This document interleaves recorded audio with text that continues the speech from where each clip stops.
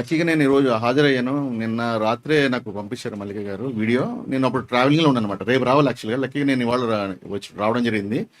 చూసి ఒక అంటే అద్వైతాన్ని నమ్మే వ్యక్తిగా ఆ సీన్ చూసిన వెంటనే నాకు నన్ను కొట్టినట్టు అనిపించింది. ఫస్ట్ ఆఫ్ ఆల్ రమణమూర్తి గారిని నాలో చూసుకుంటారు యాక్చువల్ చెప్పారంటే ఆయన భావజాలాన్ని. యాక్చువల్గా మీరు కూడా చాలా మంది చూసుకుంటారు. ఇది ఆయన మీద కాదు, మనందరి మీద జరిగిన ఒక దుశ్చర్య కింద నేను భావించాను అనమాట. నేను ఎక్స్పెక్ట్ చేశా.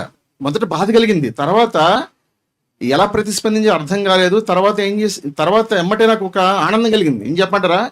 ఎస్, రేపు ఇది జరుగుతుందని చెప్పి ఇంతమంది ఆత్మస్వరూపులు ఒక ఐక్యంగా వచ్చి ముక్త కంఠంతో ఖండిస్తారని చెప్పి దానికి దారిసింది ఈ సంఘటన. అందుకు ఆయనకి కశ్యప్ రెడ్డి గారికి నేను ధన్యవాదాలు చెప్తున్నాను.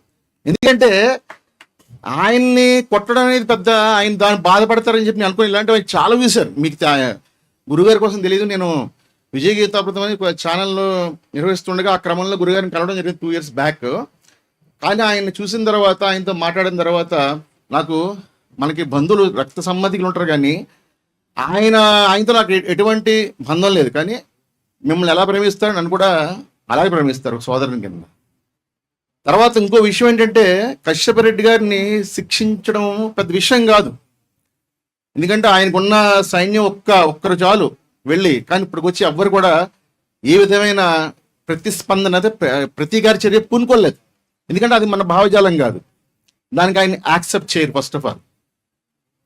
సో నేనేమంటానంటే, ఆయన మీద పోలీసు కేసులు పెట్టడం, ఆయన అరెస్ట్ చేయడం అనేది చాలా చిన్న చర్య.